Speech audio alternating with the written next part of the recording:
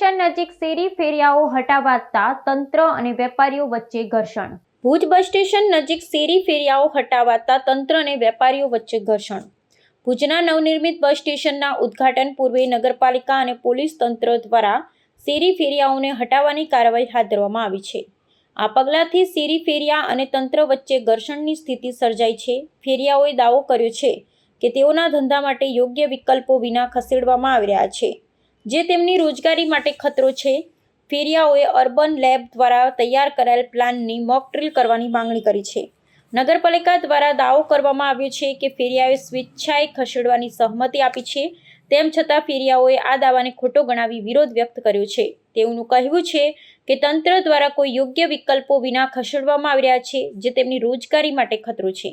ભુજ શહેરમાં દબાણ હટાવવું ઝુંબેશ દરમિયાન તંત્ર દ્વારા શેરી ફેરિયાઓની લારીઓ અને કેબિનો દૂર કરવામાં આવ્યા છે, તેમ છતાં આ દબાણો થોડા દિવસોમાં ફરીથી ઊભા થાય છે, જે તંત્રની કામગીરી પર પ્રશ્નચિહ્ન ઊભું કરે છે। ફેરિયાઓએ તંત્ર સામે આક્ષેપ કર્યો છે કે તેઓના ધંધા માટે યોગ્ય વિકલ્પો વિના ખસેડવામાં આવી રહ્યા છે।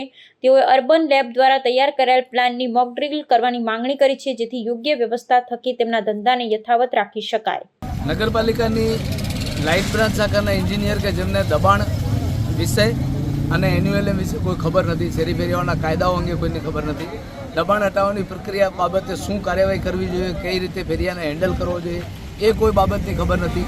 એ કર્મચારી ઉપર અગાઉ પણ નગરપાલિકાની અંદર કર્મચારીઓ સાથે અને નગરસેવકો સાથે ગેરવર્તણૂક કરવાના બનાવો બની ચૂક્યા છે, સસ્પેન્ડ પણ થઈ ચૂક્યા છે। એવા કર્મચારી દ્વારા આજે એક વખત ફેરિયાઓને ઉશ્કેરી પોલીસને સાથે રાખી અને જે રીતે બર્બરતાપૂર્વકનું કાર્ય કરવામાં આવ્યું છે એ કાર્યને સ્ટ્રીટ વેન્ડર એસોસિએશન કચ્છ સખત શબ્દોમાં વખોડે।